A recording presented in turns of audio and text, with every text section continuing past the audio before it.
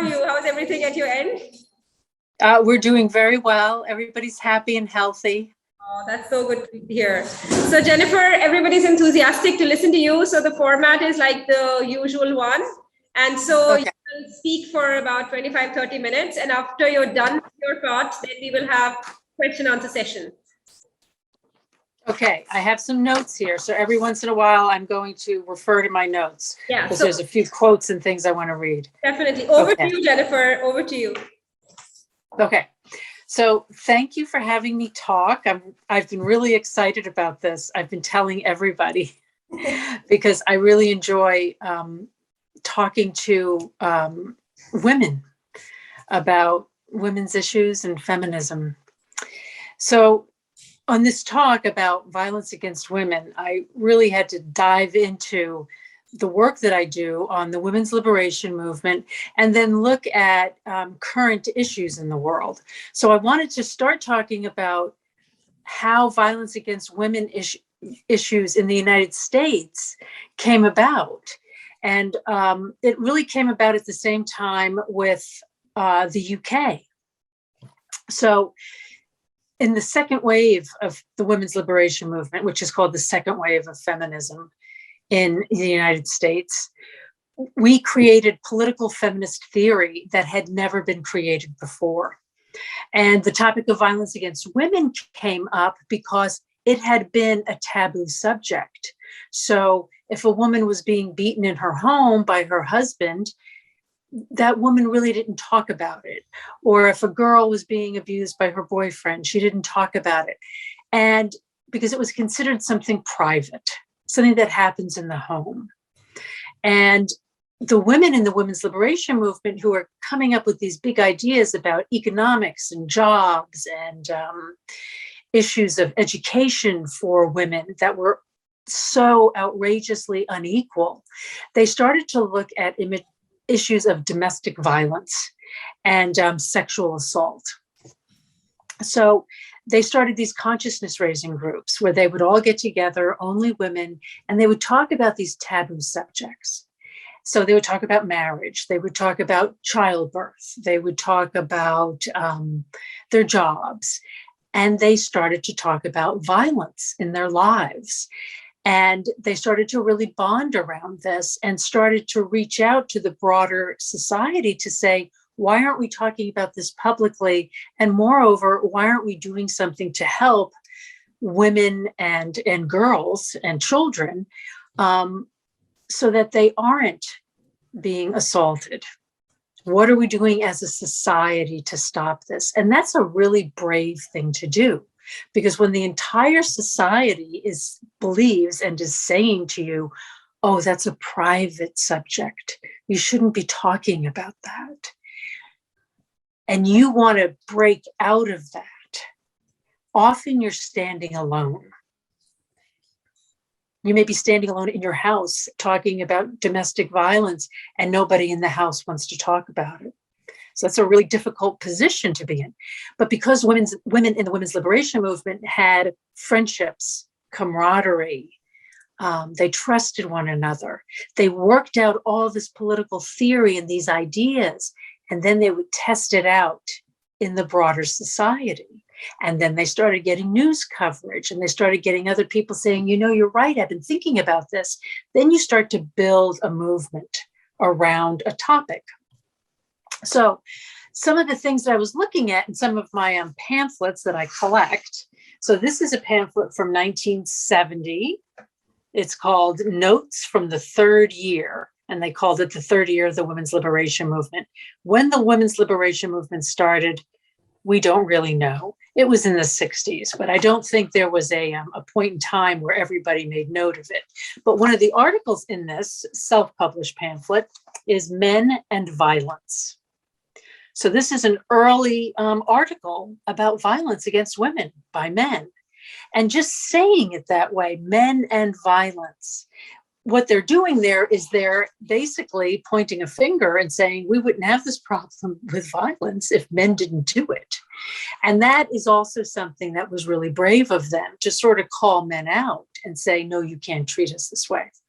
So as all this political theory started germinating, they developed battered women's shelters. So the first battered women's shelter, the place where women could go and be in a safe environment, was in England in 1970.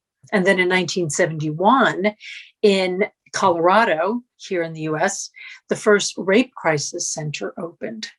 And then in 1973, the first battered women's shelter in the United States opened in St. Paul, Minnesota. So look at those dates, 1970, 1971, 1973. It's a long, long time ago. I was a child then, so it wasn't that long ago. But for a lot of people now, it's like, wow, that's like ancient history. So I remember growing up, people talking about things like battered women's shelters. So my grandmother's generation and my mother growing up, they were living in households where domestic violence would have been talked about. Somebody may have said, oh, my friend down the street, her husband hit her mother or something like that. But there was nowhere really to talk in public about it. So if you think about it in terms of that, one woman's lifespan, that this was a momentous change. This whole concept of violence against women, a battered women's shelter, these things are new for our entire this modern civilization. So as the women's movement gained strength and gained steam, something else started to happen. It was this concept that we were also fighting this concept. So if a woman was sexually assaulted and she called the police, two men might show up at the door. And then the woman's like talking to these two men who are in these uniforms. And the men might have their own biases, which is, well, what did you do to provoke the sexual assault? Or what did you do to provoke his beating you up? And the woman's just standing there going, well, I didn't do anything. He just started hitting me. So she had no sympathetic ear. So the women's movement demanded that not only women become police officers, that they have special units to deal with domestic violence and sexual assault. So now when a woman has been sexually assaulted and she calls somebody at the police station, there are women there to deal with it, or men who have been specially trained. In fact, all men in the police forces have been trained in this. That's a success of the women's movement. So in 1979, feminists took it to another level, and they started these Take Back the Night marches and protests. Because the idea was, if women are being assaulted, and often assaults might happen at night when a woman's walking home, or these days when a woman is jogging, why should the woman be afraid to walk alone? No woman should be afraid to walk alone. So this concept developed about, why are we paying the price for assault when I should have the freedom to walk and not be assaulted? So a feminist named Andrea Dworkin, who's one of my favorite feminists, she wrote an essay called The Night and Danger in 1979. And this was around the time of the Take Back the Night marches, but it really pushed it forward. And I'm going to read to you this paragraph. It's very short. Women are often told to be extra careful and take precautions when going out at night. In some parts of the world, even today, women are not allowed out at night. So when women struggle for freedom, we must start at the beginning by fighting for freedom of movement, which we have not had and we do not have. We must recognize that freedom of movement is a precondition for everything else. It comes before freedom of speech in importance, because without it, freedom of speech cannot, in fact, exist. So I thought this, and she wrote it in 1979, The Night and Danger, and her name is Andrea Dworkin.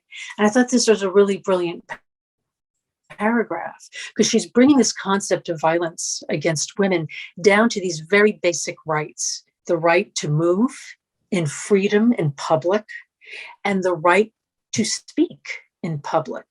These are essential for people to have in order to live a free life. So I wanted to talk a little bit about freedom in language, but I'm going to put that off to the side a little bit, because I think I want to wrap my talk up with that. But this new concept has come along, because if you think about it, if we did the first battered women's shelters in 1970 and 71, why are we still having a problem with violence against women? This has been a lot of years for us to do writings, do actions, do protests, get the media on our side, educate children when it comes to aggression, anger, and violence. Why have we not solved this? So personally, and I'm not alone on this, but I'm going to speak from that personal place. Personally, I think it's so embedded in our culture globally, which I guess you can't say culture is one thing globally because we have many different cultures. But maybe we can. I'll have to work on that. We live in a male-dominated world. Women aren't in great numbers as world leaders. We're getting better, but we're not quite there. I mean, just look at the G7, all of these global meetings. It is heavily dominated by men. And personally, I think this is part of our problem. We simply don't have enough gender diversity. We don't have enough diversity with our world leaders, which brings me to the topic of fossil fuels and oil. And now it seems like a huge jump to go to fossil fuels from violence against women. But in fact, these two things are connected. And if we research this topic, we may be able to get to some answers as to why violence against women continues. So in 2011, at the University of Virginia, a professor named Carla Daggett coined a term in this essay she wrote. She coined this term, and it's absolutely brilliant and forward-thinking. And it's one of those words where you look at it and you think, why didn't I think of that? Because it's so obvious. She coined the term petromasculinity. So petroleum, oil, masculinity. And I'm going to read a couple of things from her peer-reviewed study. Actually, this little paragraph is from Mother Jones, but it explains it well. In 2011, a study in a peer-reviewed journal, Global Environmental Change, found that white males were overrepresented among people who denied the reality of climate change. Researchers attributed the phenomenon to a desire to, quote, protect their cultural identity.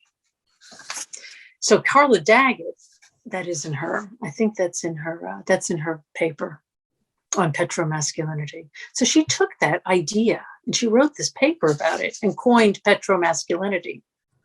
And she wrote, the concept of petromasculinity suggests that fossil fuels means more profit. Daggett wrote in the International Studies journal Millennium. Fossil fuels also contribute to making identities, which poses risks for post-carbon energy politics. So this is a lot of new information. And so I went from her peer-reviewed article to the Mother Jones article.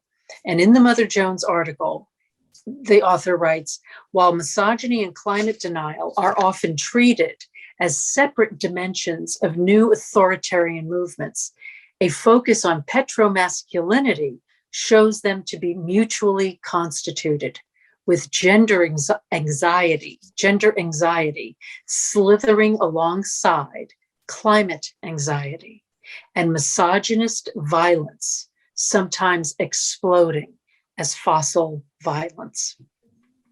So I believe that our inability to stop climate change and our inability to stop violence against women are connected through male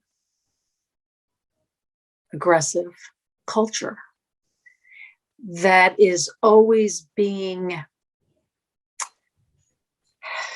churned about, promoted, maintained by the entire society at large. Yes, there are women fighting it all over, and we poke holes constantly in a male-dominated society, and we make inroads. the Me Too movement, okay? Coming out in public and talking about things that people didn't talk about before. All these men in the film business doing terrible things to actresses. I've worked in the film business, and we always heard stories about, oh, men who were just really creepy and you don't want to be alone with him.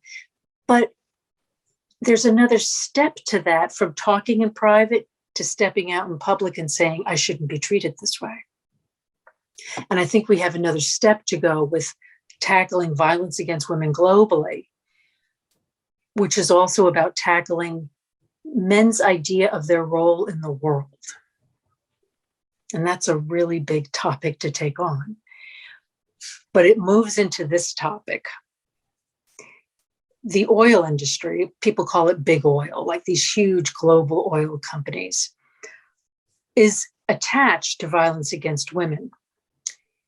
As we drill for oil in places such as Canada or the northern parts of the United States, Wyoming, North Dakota, Montana, what's happening is we are developing here in the United States and Canada transient groups of men who travel from the cities to work in these lucrative oil mining areas.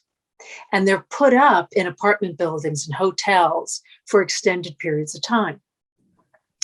These areas have been called man camps, which sounds really creepy, but it's kind of true. Men will sort of take over these whole towns, little towns that were sort of, you know, tiny, and people left their keys in their cars at night and they left their doors unlocked. All of a sudden, there's this influx of men come to work on these oil rigs, and they're living there. And what's been happening is in these towns, particularly in tribal areas in Canada and Alaska, where Native American people live, there have been huge soaring rates of violence against women. Because these men, you got to remember, they're away from their families, they're away from their parents, they're away from everything they know, and they're alone with other men. That in and of itself is an interesting concept. How do we create communities and safe areas for ourselves alone? So violence against women is higher in oil mining areas, where we mine for fossil fuels. Men travel to these jobs. It's a transient workforce. In fact, our new Secretary of the Interior is a Native American woman from Arizona. And when she was appointed to being our first Native American Secretary of the Interior, she was wearing a skirt, a handmade skirt with multicolored ribbons. It looked like a rainbow. And everyone was talking about, what is this skirt? Well, these are skirts that are made by Native American women to honor women who have been missing or have been killed on tribal land.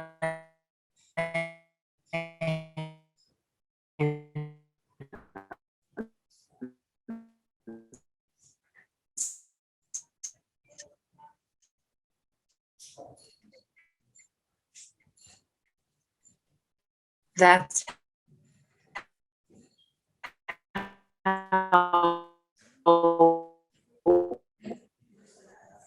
how many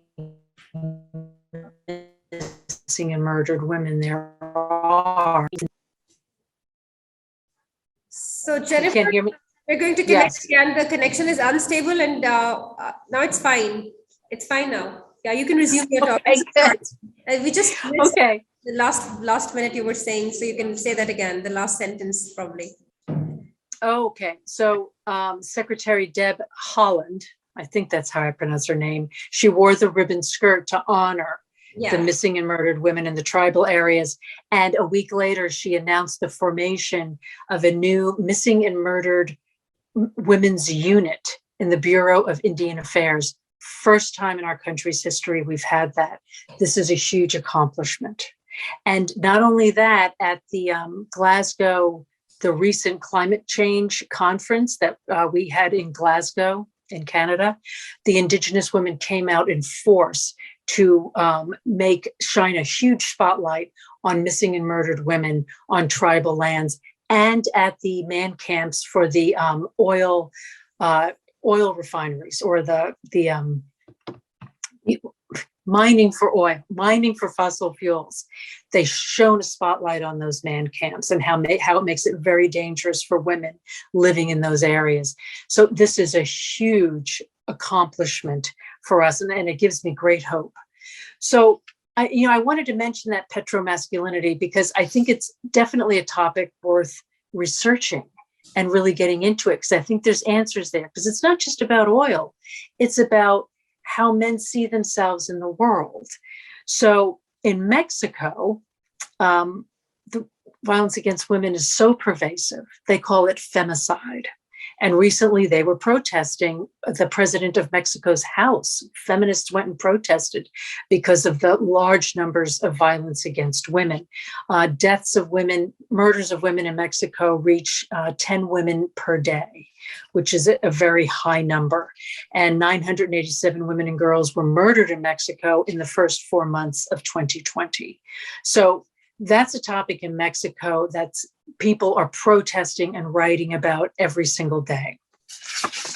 So those were some of my notes here, but I wanted to get into this idea of language and freedom, because it's something I'm really interested in when we think about women and freedom, that we must have freedom of movement. We must be able to walk alone and be free of assault. And we've gotten so used to protecting ourselves and not going out because it's not safe. You have to really ask yourself, are you really free if you're afraid of being assaulted? Because the answer is no, then we're not. So I think about things like our language and how we do things. And when you think about things like our use of plastics and fossil fuels and how we're mining out of the earth and how this is destroying our habitat. And then I think about how women aren't as free as they could be. And I think about language. And in the United States, we have this phrase that we use where, and this is one example of how perhaps language maintains a male dominance in our culture. So in the United States, we often refer to one another as guys, like a guy, like, hey guys, come here, hey guys. And a guy is a male, but you would never say to a group of men, well, hey girls, come on over. They would just stop and look at you like you're out of your mind. What do you mean? I'm not a gal or girl. What do you mean? But for some reason, we think it's okay to walk into a group of females and say, hey guys, let's go do this. Well, the reason that we do that here in the United States is because we think the word guy is just normal. It's like the mainframe of society, which is really strange. Why would men be the mainframe of, or the example of the human species, but not females? It's because in a male-dominated culture, men are above women. And it is described in our language. So we describe the fact that women are actually subsets to men in society, and we will describe that through our language and how we refer to one another. So I'm always trying really hard to say, you know what, I'm not a guy. I'm a woman. I'm a female. And I deserve to be referred to as such. And people say, oh, it's nothing. But when you start to really research this topic, you realize that if you talk to a little girl and you use the word guys, psychologically in her mind, she's seeing a male figure. So if a male figure is the person in our mind that we see when we refer to all of humanity, then how do we see ourselves as women in the world? Well, perhaps not as important as we see men. So I guess making like a closing the circle here in this talk, I think that the violence against women issue can be solved. And I think we can solve it. We would need the help of men, most definitely. But I think that women are going to have to name that problem, and even more so than violence against women. We're going to have to come up with some phrases such as petromasculinity to really delineate and carve out how men see themselves in the world and how women see themselves, and how that translates into how we behave towards each other. And I'm going to open up this computer, and I know you can't see it, but I've been reading this other book called, oh, here it is. This is an older book, Women and Men Speaking. And this is from 1978. I read the greatest stuff from the last century. And she gets into how men invented language, which I think is really interesting. And that if you think about it, men will often poke fun at women and say, refer to like, well, you know, the women are going to get together and talk, and oh, I'm just going to have to get out of the house. Guys will say that to each other, like, you know, that's just girl talk, like kind of putting down women's talk or the things we're interested in, as if we're lesser. But women's talk is great, because in the women's movement, they did consciousness raising groups, and they all talked, and they changed this country forever. They changed it forever. And they did an amazing thing, and they did it through talking. But there's this one thing I found, which was really kind of fascinating. And it's about language and women, and that women often can be very muted. We mute ourselves. We don't say what's on our minds usually because we're afraid of being judged and ridiculed. So here's a theory of, like, it's called the muted women theory. Okay, and it's in this book. She came up with it. Cherie Krameray. I don't know how to pronounce her name, but I contacted her. I Googled her and I found her email, and we talked. And I said, your book is really changing me. And she was happy. I do that a lot. I just reach out and write to people. So, and the overview of her theory on the muted woman's speech theory, it's about the role of language and the fact that as women stop muting themselves, when we start to really come out and talk, when we start to say, I absolutely demand that I not be assaulted, or my friends not be assaulted, or that I not be hit, or that I not be, harassed on the streets. As women cease to be muted, men will no longer maintain their position of dominance in society. And I love that. In fact, I did a little screenshot and I keep it on my desktop. And sometimes I just open it up and look at it because I think that's so profound. And I agree with it. That the more we talk, the stronger we will be.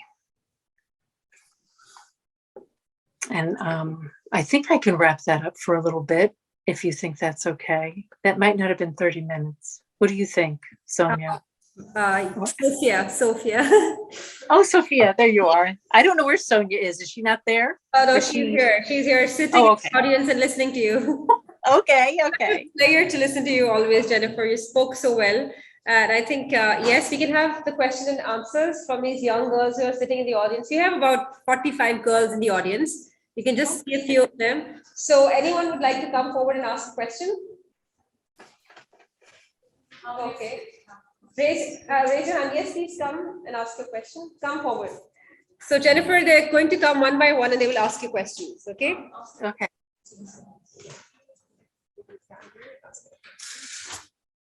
So, after the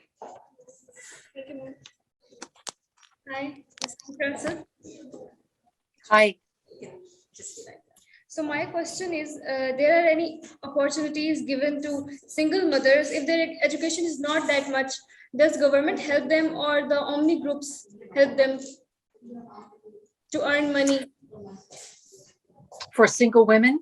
Yes, single mothers. Single women, single mothers in the United States. There are many groups that will help single mothers. They're nonprofit groups. It's hard in a capitalist society. And here's where I backtrack a little bit. In 1973, our Congress voted to give universal daycare, free daycare for everyone. It's an amazing thing. And the president vetoed it. He said, no, we don't need that. So now we're in this big crisis where not enough babies are being born. And one of the reasons is because people can't afford it, because daycare is so expensive. It's very hard for people to figure out, well, how do I work all day? And who's going to take care of my baby? And how am I going to afford that? They can't really work it out. So we are struggling with this topic right now. And in the new bill that was just passed on the infrastructure,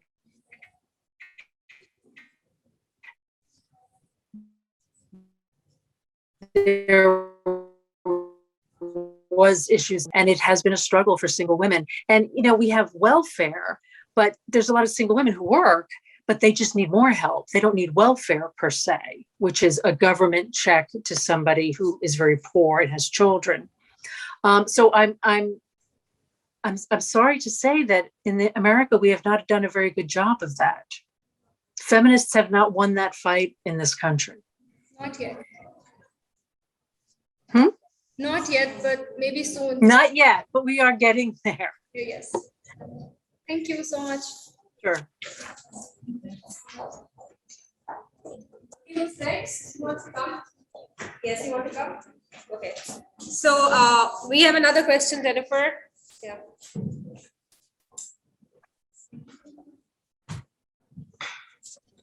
Hi, Jennifer. I'm Dr. Beenish. Hi. If you can be here, Dr. Neelish, like there's a picture here. Right, if you say from here. I need to ask, what is the role of US media? Whether US media is promoting women in powerful roles, or they are just showing them as a secretary or mistress, or they are not showing women in powerful roles. So I need to know about the role of US media, US film or US drama, how they are promoting women. If they'll promote women in powerful roles, definitely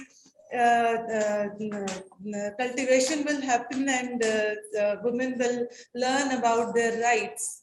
If they are shown as secretary or nurses or housewives or in such roles, definitely women will not get information regarding their rights or how they must be treated. And second thing I need to know, that I have heard here, as I haven't visited US, I have heard that male, they just prefer to live in living relationships just to avoid giving their share or property to women. They don't marry women. So what is the reality? I need to know. Okay. I can answer both of those, but just say again the second part. There's a few things I didn't understand. It dropped out a little bit. So your second question.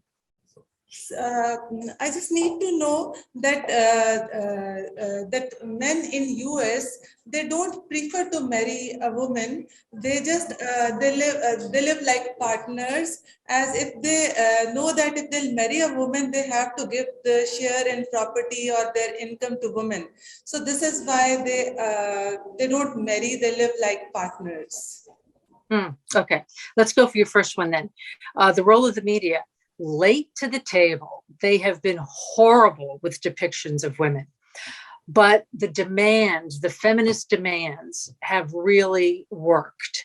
So when it comes to, like, you know, television shows and journalism, really since 2012, they've been a lot better. They used to just not even think about when a journalist would give an interview, that they just interviewed all men, and that there were no women's voices in the either in the news show on television or in the article in the newspaper. Now everybody's aware of it, and they're going to get a mix of women. They're going to get a mix of people of color and get all their voices through. So they've done a lot better that way, but still the sexism just hides because men are still really running a lot of these media stations. Rupert Murdoch, I mean, right? Need I say more? So there's a good example of why we need women running these news stations. And Facebook, that's media, social media, and they've been particularly damaging. And Instagram is damaging to girls' sense of self. Right now, I think there's big corporation just cut off all their Instagram because it's hurting girls' sense of self as far as images of beauty. So there's an example of capitalism knowing, Facebook knew that lies were being spread, and yet they just kept going because for some reason people here think, well, they're making money. Well, they're damaging the democracy and women's lives. Well, they're making money. Well, they're damaging. It's like, let's get our priorities straight here. So we're getting better. Now on the second question, okay. Women and men here, or couples, aren't getting married young like they used to. They're waiting until later, and they're getting married later, and they're tending to have children later. And that's really because I think people are just working. Women want a career. And like I said, here in the United States, we don't have universal daycare, which we should. And that would help women out. So maybe they wouldn't wait until they're 40 to have babies, right? These things seem so logical. But I don't see that a problem with, I don't see men not wanting to marry women because of property rights. I don't see that here. I've never heard that here, ever. I've heard of people living together because they don't want to be married because they don't have to. You can live together, you can buy a house together, and you can have kids together and not get married. What marriage does is it gives you the tax credits, and it sort of helps you legally that if parents pass away, that everything would go to the child. That's why gay people fought so hard for gay marriage, because they had no protections when it came to their house. So once they got married, they could protect their assets. But no, I don't see men and women being partners for men to stop giving women property, because right now in the United States, more women than men are getting college degrees. And that's one of our problems, is that not enough men are going to college. We're having a little bit of a crisis, not a little bit, we're having a crisis with men. Women are dominating in colleges. They're dominating in law schools. And it's incredible. That's all the women's movement. That's all feminism that paved that way. So women can buy their own homes now. They couldn't before the women's movement, but they can now. So if they're not getting married, it's really because they don't have to. Thank you. Sure. Okay, before I invite another student for a question, there are two questions, in fact, Jennifer, by Dr. Diva. So she's sitting in the audience, and I'm reading her questions out for you. She says, do you think your work addresses the cause of the problem? The cause of, gender disparity, or, the problems that women are facing? Does your work address that cause? And the second question is, how did you become involved in this type of work? I mean, where did this interest in, making a documentary about women's liberation movement? How did you get involved in this work? Yeah.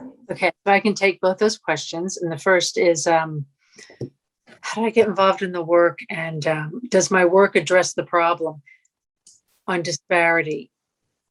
Yes, my work addresses the problem in that right now I'm working on getting the women's liberation movement history in public school curriculums, so that when children are young in elementary school, they learn about things that happened, the big successes of the women's liberation movement.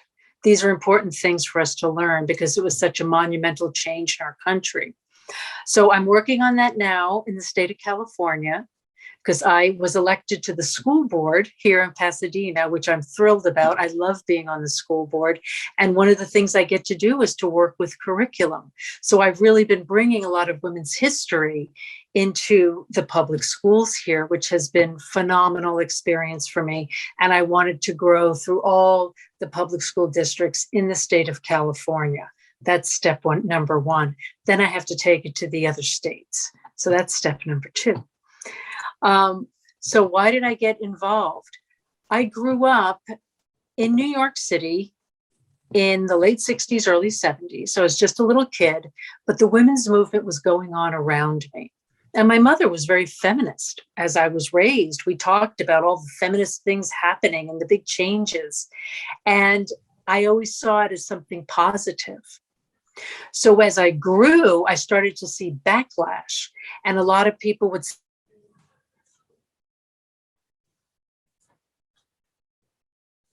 of course you're a feminist. If it weren't for feminists, you wouldn't be on that baseball team. You wouldn't have your, back then, you threw newspapers at the doorsteps because everybody read, paper newspapers. And boys always had the paper routes. Girls never had paper routes. Well, after the women's liberation movement, they had paper routes. So it really opened up all this equality for girls. But then you'd hear girls saying, well, I'm not a feminist, because they didn't want to get ridiculed by men. So there's another step of education. You have to educate them on what feminists did. So I guess that always bothered me because I always saw feminism as a good thing. So there I was working in the film business in my early 40s, and a young woman in her early 30s said to me, I'm not a feminist. And I'm thinking, okay, now I've had it. I'm going to have to make a film about what the women's movement did, because none of these people seem to know what the women's movement did. And that really opened up a big gap in our culture. Yeah. And that gap was a lack of knowledge about what the feminist movement did. And from there, I've moved into this global awareness, which is about women in leadership. So there's a saying that sometimes people see something and then they can't unsee it. It's like all of a sudden you see something, it's like, now I see it everywhere. Well, that's with me in the women's movement. It's like the word guys. It's like, I see it everywhere. We're maintaining male dominance with our language everywhere. And so I keep working to change these things. Okay. Yeah, thank you, Jennifer. There's another question. Yes, who wants to come forward?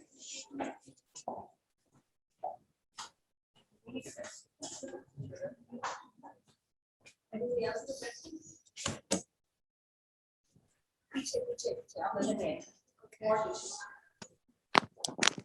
Hello. Hi. Okay, she can hear you. Yes.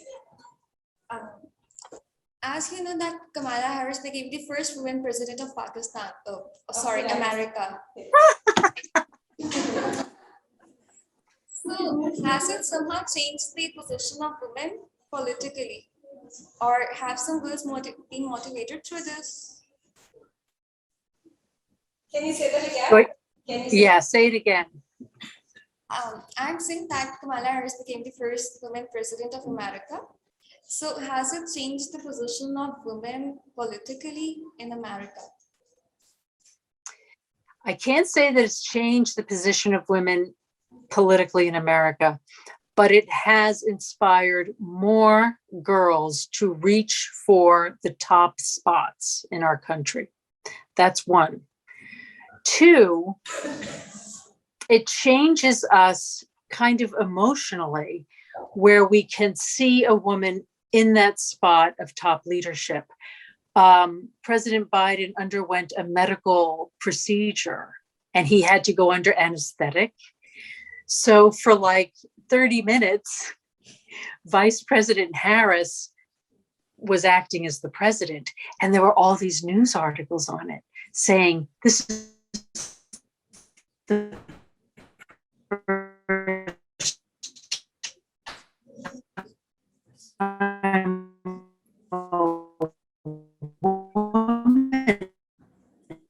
has been the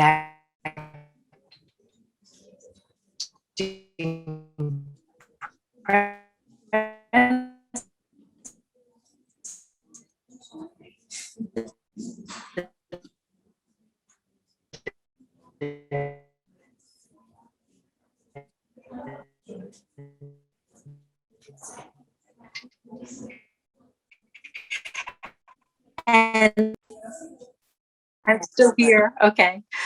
So we consider her to be part of the fix. And yes, it will inspire more women to run, and more women have run. I mean, I ran for political office last November, and I really hadn't thought about doing that before. So more women are running. So yes, she's helped, but we need more help. Okay, thank you. I have one more question. Is there wage difference? Is there Wage difference. wage difference? Is there, Okay, is there what? I'll ask the same question. Okay, so you can tell me. Okay. Thank you, thank you. Yes, you can tell. Never to me, and I ask the question.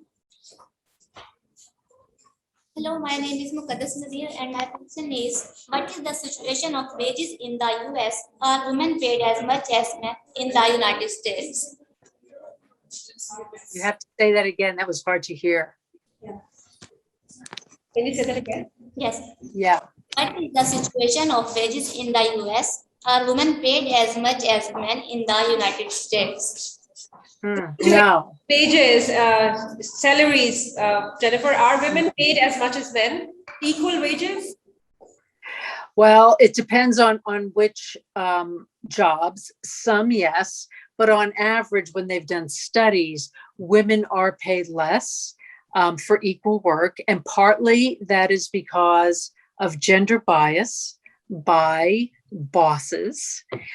When women do ask for raises in the same at the same rates as men, but they won't get the raises at the same rates as men get them. There's also this bias we have to deal with, that when women ask for more money, they're seen as aggressive. So aggressive is a male trait. We have to change that concept. So it's an example where bias is inside of us. So bias is inside of our reporters and our TV anchors. They will ask women different questions. The questions will be in a different tone of voice. And so this is tremendous work. But no, we are not paid for the same jobs unless you're in a union. When you're in a union, your pay is public information. We all know how much the other person's getting. But as they weaken the unions and pay is private, then bias gets to live and be strong and prevent women from making the same rate as men do for the same jobs. It's high on our radar here. We fight it all the time. Thank you. Yes, can you have the next question, please?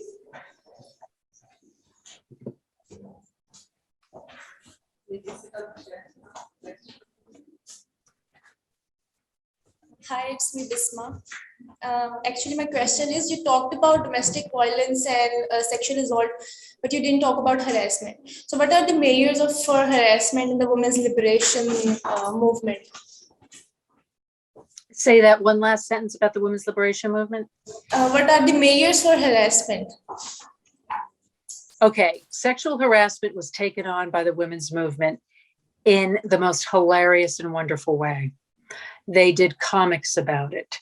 They told jokes about it. And then they did this thing where they would call the press. This is back in 1970.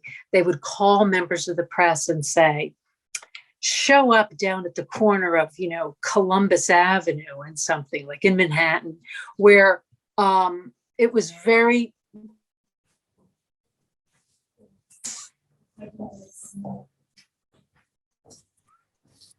typical in New York and in other cities for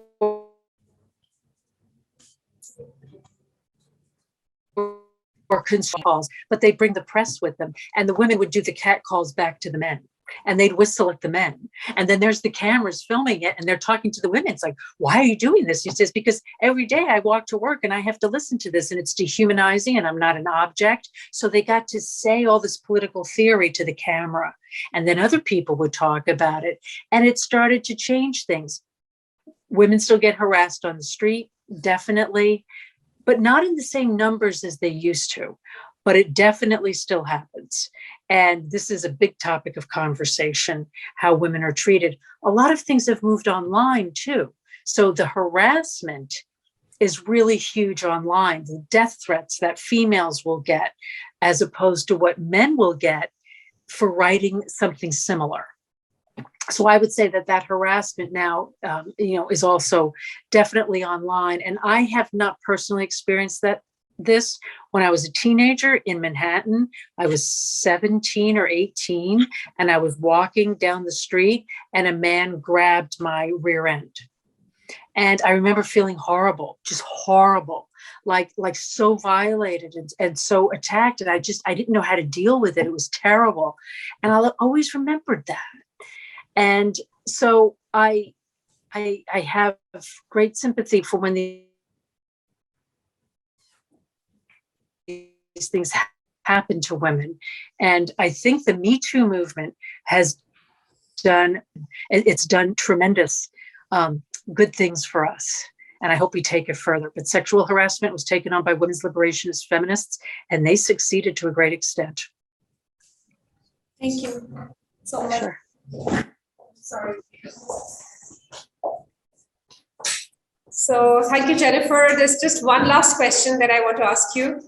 Being in the film industry yourself, I mean, you worked there. And so my question is basically about women's objectification. I mean, women's movement has come a long way. And now globally also in Pakistan, we have the Women's March every year. But when I look at the beauty standards, somehow we had a discussion in the morning. I was having a session with them about critical thinking. And so we were saying how there are the social constructs, even the concept of beauty, and particularly when it comes to women. And even now in the media, in the mainstream media, whether it's the drama or the movies or whatever in the ads, you have women who are thinner than, I mean, they're still very thin, they're still tall and fair, and all these concepts are still very much prevalent in our world. So being somebody who's worked in the industry, do you ever object to these kind of portrayals, women and their figures and the way they're still objectified despite all the feminist discourses? What is your take on that? It's very distressing, and I stopped going to movies, sort of. I mean, there's so many movies I just won't even bother going to, but particularly like a lot of these Marvel comics, where everybody's in these skin tight things and everything's falling out. And this whole Kim Kardashian thing, which I think is very damaging. And there's a billboard just down the street from us. And I was talking to my daughter and I said, I don't like that billboard. I think it's very objectifying and it's just wrong. And I think it's important to say things like that. I think the fact that we're still seeing these terrible images of women in ads, hypersexualized, shows you that we have a long way to go. And is the answer for women to always be in charge of everything? Yes and no. I think we need more women, but I think we need to constantly educate one another, because there are some really capitalistic women out there we know who will do whatever, like it won't matter to them. But when we get women to stand up and say, I'm going to turn off Instagram because young girls are getting very depressed and somebody has to look out for them. Now we're behaving like a village. As global as we are, it takes that village to say, I'm going to turn this off because I care about these young girls. And there's a lot of power in that. It seems simple, but there's tremendous power. I'm kind of disturbed by the film industry, to tell you the truth, and I spent a lot of years in it.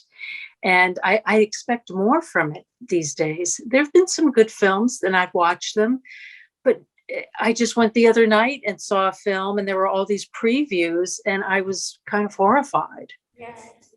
It just seems like, I don't know, garbage. Yeah. And it's like making a film, or it's making content. Content can be anything and it fills up space. When you make a film, you're making art, you're telling a story, you're putting yourself into it. Yeah, But what I see now is just content to make money. exactly. And I think it's trashy. So it's But I have great faith in women. yeah. So it's deeply patriarchal and very capitalistic everywhere in the world globally. But you'll be delighted to know, Jennifer, one of our students is doing her thesis, her MS thesis on embracing fat bodies. Good. And so I was thinking there are changes coming everywhere in the world where people are getting conscious about, not objectifying women, but women are much more than bodies and they're much more than that. Yeah. We've done so much great work. We really have. If you go back and look at magazines from the 50s and 60s, women were these little tiny things, and now there's much more freedom. Yes. Thank you so much.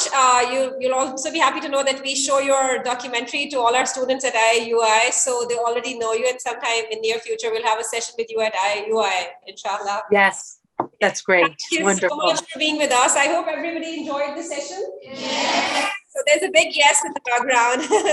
Thank you, Jennifer, Great. for your time. Thank you. Bye-bye. Okay.